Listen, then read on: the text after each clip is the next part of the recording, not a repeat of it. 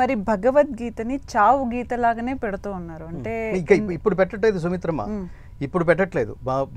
ఇది అంటే కొంతవరకు మేము చాలా ఆత్మశుద్ధితో చెప్పుకోగలం. పరమాత్మ అనుగ్రహంతో ఈ మార్గంలోకి 2006లో వచ్చిన నేను భగవద్గీత ఫౌండేషన్ స్థాపించిన తర్వాత భగవద్గీత దాని ముందు అసలు జనాల్లోకి ప్రచారం చేయడానికి ముందు భగవద్గీత లోపలికి వెళ్లే ముందు భగవద్గీత ఏమిటో వీళ్ళకి చెప్పాలి.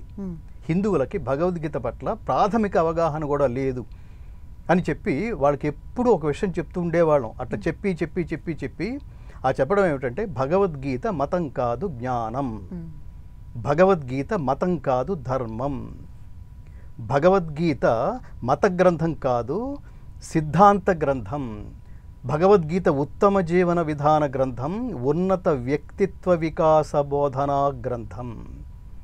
భగవద్గీత జీవన గీత, మరణ గీత కారాదు కానివ్వకండి. భగవద్గీత సర్వమానవులకు ఆశాదీపం, భగవద్గీత సాధకులకు కల్పవృక్షం. గీత నేర్చుకో, రాత మార్చుకో, ఇంటింటా గీతా జ్యోతులు వెలిగించు. ఇవి మా కొటేషన్స్. ఓహో, అంటే భగవద్గీత మత గ్రంథం కాదనమాట. మతం అంటే ఏమిటి? మళ్ళీ ఒక వర్గానికి చెందింది మాత్రమే. నేను ఎప్పుడు చెప్తుంటాను, ఎవడి అభిప్రాయం అయితే ఒక వర్గానికి మాత్రమే వర్తిస్తుందో అది మతం అవుతుంది. ఎవడి అభిప్రాయం అయితే సార్వజనీనమవుతుందో, దేశకాల జాత్యాదులకు అతీతమవుతుందో అది ధర్మం అవుతుంది. కాబట్టి ఆ లెక్కలో మంది మతం కాదు, ధర్మం. మతాలు ఎప్పుడు పుట్టినాయి? ఒక మతం 2000 సంవత్సరాలు, ఇంకో మతం 1400 సంవత్సరాలు. మన భగవద్గీత ఎప్పుడు పుట్టింది? అసలు మంది మతమా? దీని అపౌరుషేయం అంటారు. దీనికేమి డేట్స్ ఏమి ఉండవు. మార్గశిర శుద్ధ ఏకాదశి అంటాను తప్ప దానికేమి డేట్స్ ఏమి ఉండవు. దానికి ముందు రాముడు. భగవద్గీత పుట్టిందప్పుడు 5000, ఈ సంవత్సరానికి 5125 సంవత్సరాలు అయింది. అంటే మతాలు ఆవిర్భవించని కాలంలో పుట్టిన భగవద్గీతని గట్టిగా ప్రశ్నిస్తుంటాం. ఎవడరా దీన్ని రిలీజియస్ టెక్స్ట్ అంది? This is a text of humanity.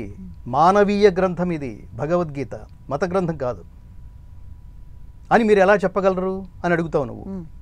ఎలా చెప్పగలమంటే దానికి ప్రతి వాళ్ళకి ఓ 3-4 శ్లోకాలు చెప్పండి, వాడికి అర్థమవుతుంది. మత గ్రంథం అంటే పలానా వాడు చెప్పాడు, పలానా వాడు విన్నాడు, చెప్పినవాడు దేవుడు, వీడు భక్తుడు అని ప్రతివాడు చెప్పేస్తే కుదరదు.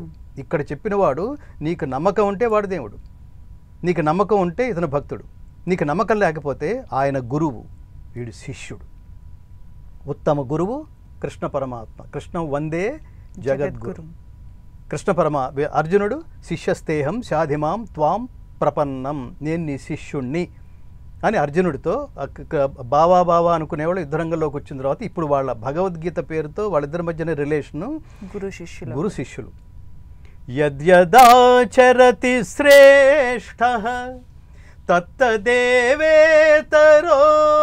జనః సయత్ ప్రమాణం కురుతే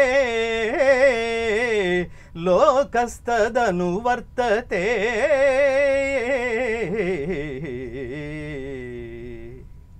ఉత్తముడు దేన్ని ఆచరిస్తే లోకమంతా దాన్నే ఆచరిస్తుంది కదా. మనకి తెలియకుండా ఇప్పుడు పలానా సినిమా వాడు ఒక సినిమా హీరో అనుకోండి, మనకున్న నాలెడ్జికి వాడు చాలా ఉత్తముడు అనేసుకుంటాం. వాడు చెత్తా చెదారం సినిమా ఏదో చేసేస్తాడు, దాని వెనకాల మనం ప్రాణాలకు కూడా తెగించి ప్రాణాలకు పణంగా పెట్టి కూడా ఆ సినిమా చూసేసి జరుగుతున్నాయి కదా మన సంఘటనలు. అది మన జ్ఞానం, అది వాడి జ్ఞానం. దీనికి లోకానికి మనం చాలా ఇచ్చేసామనే ఫీలింగ్ కూడా ఉంటుంది అలాంటి హీరోలకి.